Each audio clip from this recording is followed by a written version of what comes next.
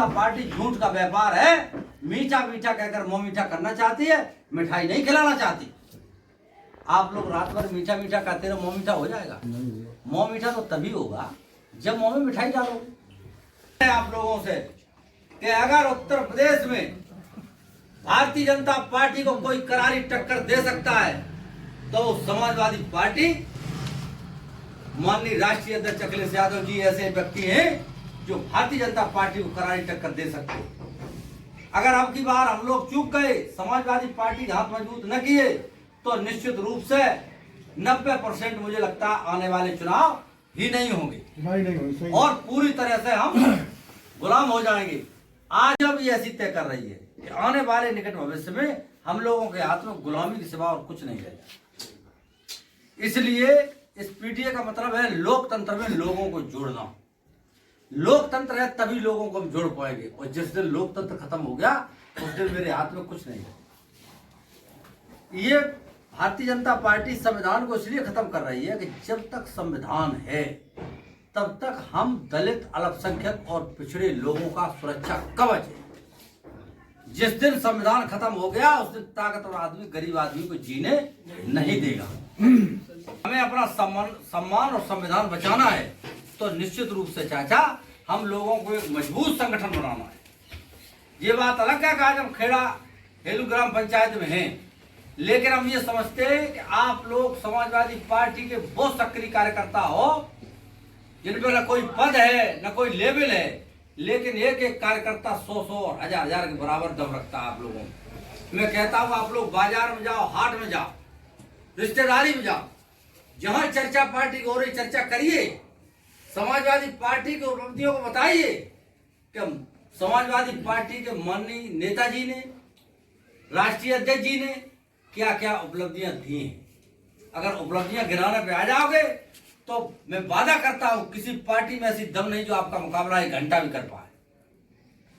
क्योंकि आप देखिए, पहले लोग गांव गली में जब मेरी माताएं बहनें गर्भावस्था में होती थी और डिलीवरी पीरियड आता था, उस समय गांव के लोग, मैंने खुद देखा है कि गांव में जाते थे, भैया ट्रैक्टर कल खाली रखना, हो सकता है ब्लॉक पे जाना पड़े, हो सकता है अस्पताल जाना पड़े। 4 व्हीलरों से कहते थे भैया गाड़ी खाली रखना। उस समय इतना चलन नहीं था, लोग बैलगाड़ियों में, ट्रैक्टर में जाया करते थे। आज वो स्थिति कितनी सामान्य कर दी माननीय राष्ट्रीय अध्यक्ष जी ने। 108 पे आप फोन करिए, तत्काल आपके दरवाजे एम्बुलेंस खड़ी है। अस्पताल जाइए, आपको ज्ञान नहीं है, एम्बुलेंस वाले ही आपको भर्ती करा देंगे। अगर आपका झगड़ा हो रहा है तो उस समय थानेदार पकड़ ले जाता था थाने में, वहां जाके तुमसे अवैध तरीके से पैसा वसूली करता था, बेइज्जती करता था, उत्पीड़न करता था। लेकिन आज अगर झगड़ा वाद विवाद हो रहा है, 100 नंबर पे फोन करिए, पुलिस घर आएगी, सबसे पहले आपको समझाएगी। अगर आप समझाने से मान गए तो ठीक है, नहीं फिर थाने ले जाए। ऐसी सुविधाएं उन्होंने दी हैं। आज हमारे पास चाहे माइनर हो, चाहे पुल हो, सड़कें हो, पंचायत घर हो, बारात घर हो, दवाई हो, पढ़ाई हो, लिखाई, मतलब क्या हम कहें, जो उपलब्धियां बच्चा एक जैसे ही देखता है, हर चीज पर लेवल लगाए माननीय नेताजी का। अगर बच्चा पैदा हुआ, चाचा ईमानदारी से कहना, अगर वो पूछने पे आ जाए कि पापा ये सड़क किसने बनाई, तो आप कहोगे नेताजी ने। ये स्कूल पापा किसने बनाओगे, नेताजी ने। ये बम्मा साहब किसने बनाओगे, नेताजी ने। ये पुल किसने बनाया, नेताजी ने। ये अस्पताल किसने बनाया, नेताजी ने। तो कहने का मतलब इतनी बड़ी उपलब्धियां हैं। और सेफई पीजीआई तो बहुत बड़ी उपलब्धि है। आज गांव गली में जिन लोगों पे पैसा नहीं है, वो आकर दिल्ली, बम्बई, आगरा, कानपुर जाएंगे तो कैसे जाएंगे? वो तो बैठ खर्चा भी नहीं जुटा पाएंगे। लेकिन माननीय नेताजी ने पीजीआई सेफई बनाकर हम लोगों को एक बहुत बड़ी उपलब्धि दी है। आज गरीब व्यक्ति भी अपने सगे संबंधी का इलाज शान शौकत से करा सकता हूँ। और आने वाले समय में समाजवादी पार्टी की सरकार रहती तो और भी लाभ हम लोगों को मिलते और सुविधाएं मिलती, लेकिन ऐसा नहीं हुआ। इसलिए किसी की बात पे गुमराह होने की आवश्यकता नहीं है। हम लोगों को संगठित रहना है, अपना संगठन मजबूत करना है। अगर हम लोग संगठित रहेंगे तो निश्चित रूप से हमारा कोई उत्पीड़न नहीं कर पाएगा। अब एक मान लो सपोज दैट कोई व्यक्ति पुलिस का आया, कोई आया किसी व्यक्ति को ले जाए, हम लोग संगठित हैं तो कह देंगे आप दरोगा जी छोड़िए इनका, हम करवा देंगे। आपकी हैसियत नहीं है कि हम लोगों के बिना मर्जी का आप ले जाओ, तो दरोगा जी छोड़ जाएंगे उस व्यक्ति को, कहेंगे प्रधान जी देख लेना, अपने हिसाब से निपटा देना। संगठन में वो ताकत है। नौकरियों को नाम पे बिल्कुल जीरो। जब चुनाव सर पे आया 60,000 भर्तियां इन्होंने निकाली, 60,000 भर्तियों के चक्कर में 60 लाख फार्म जमा हुआ। 60 लाख फार्म में 425 का गुणा आप करिए, फार्म फीस 425 रुपया है, अरबों रुपया हो रहा है, अरबों रुपया। और 60 लाख घरों का वोट लेने का होशियारी ये लोग कर रहे हैं। हमें देखना है, किसी भी विभाग में आप चले जाइए, रिक्त स्थान बहुत पड़े, कोई इन्हें भर्ती नहीं करने, इन्हें संविदा कैजुअल डेली बेसिस पे तुम्हारी जिंदगी काटने। जिस सरकारी कर्मचारी को, अधिकारी को 70,000 1,80,000 तनख्वाह मिलनी चाहिए, ऐसी नौकरियां जो लोग 10 और 15,000 में करा रहे हैं। और इस बात की भी कोई गारंटी नहीं है कि 60 साल में आप रिटायर होंगे तो वो 50 साल में तुम्हें रिटायरमेंट ही दे दे। पूरी तरह से उत्पीड़न। इसको हाइब्रिड बीज की एजेंसियां उन्होंने चलाई। हाइब्रिड बीज किसी के घर में बनता है? यहाँ नहीं बनता है। हाइब्रिड बीज पे हम लोग पूरी तरह से निर्भर हो चुके चाहिए। हाइब्रिड धान हो, मक्का हो, गेहूं हो, आ रहा है क्या सपना? कहाँ गया? साठिया मक्का कहाँ गई? पंचचार क्रांति धान कहाँ गया? सारे बीज खत्म। और हाइब्रिड बीज में एक क्वालिटी है बेटा, हाइब्रिड बीज में क्वालिटी है कि जिस खेत में 3 बार हो जाए उस खेत में आपका देसी बीज प्रोडक्शन नहीं देगा, उतनी पैदावार नहीं देगा जितनी पहले देता था।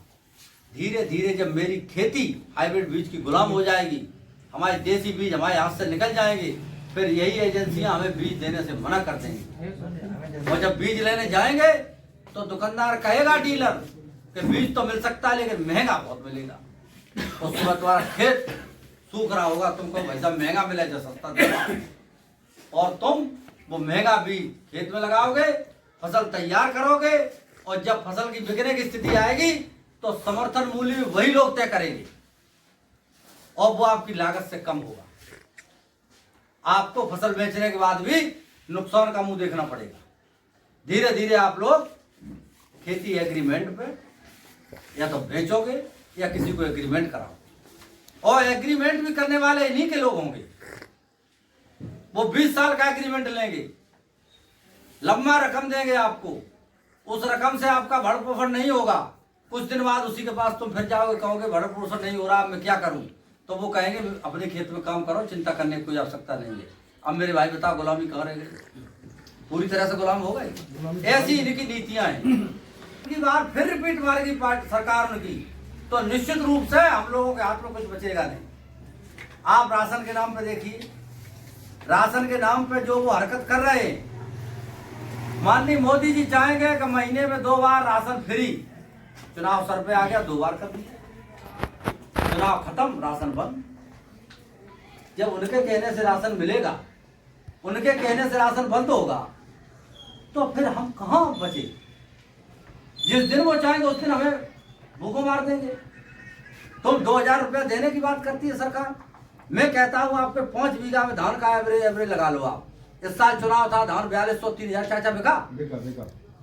उससे पहले कितना बिका? 2,000 1800। जब ये बताइए हमें 2,000 की जरूरत नहीं है, हमें साल पे 6,000 न दे, हमारी फसल का वाजिब मूल्य हमें दे। अगर मेरे 5 बीघा खेत में 15 कुंटल धान चाचा हो रहा है, विचार लगा लेना, तो 15 कुंटल में 3,000 रुपया बिक जाए तो 45,000 का हो गया। और वही धान अगर 2,000 बिका तो 30,000 का हुआ। 15,000 का हमें लॉस 5 बीघा में, और दे रहे आप 6,000। तो किसी के पास 30 बीघा, किसी के पास 40 बीघा है, 20 बीघा है, ये तो 5 बीघा का औसत में बता रहा। एक बार आप विचार करके सोचेंगे तो निश्चित रूप से आपकी समझ में आ जाएगा कि भारतीय जनता पार्टी झूठ का व्यापार है। मीठा मीठा कहकर मुंह मीठा करना चाहती है, मिठाई नहीं खिलाना चाहती। आप लोग रात भर मीठा मीठा कहते रहो, मुंह मीठा हो जाएगा? मुंह मीठा तो तभी होगा जब मुंह में मिठाई डालोगे। केवल माननीय मुख्यमंत्री जी ने कहा कि निजी नलकूपों की सिंचाई माफ मार्च 2023 से। जब लोग बिल जमा करने गए तो उच्च अधिकारियों से बात की, एमडी साहब से भी मैंने बात की, तो उन्होंने कहा कि जियो नहीं आया, गवर्नमेंट ऑर्डर नहीं आया कि मार्च 23 से सिंचाई माफ। मैंने एमडी साहब से कहा, मैंने कि राज आज्ञा झूठी भी होती है भाई, राज आज्ञा हो गई तो उसका पालन होना चाहिए कि आपको बिल भरना पड़ेगा दिनांक आज तक जब आप कर रहे हो। तो बताइए, जिस राज्य का राजा ही झूठ बोलता हो वह क्या होगा ऐसे प्रदेश और देश का।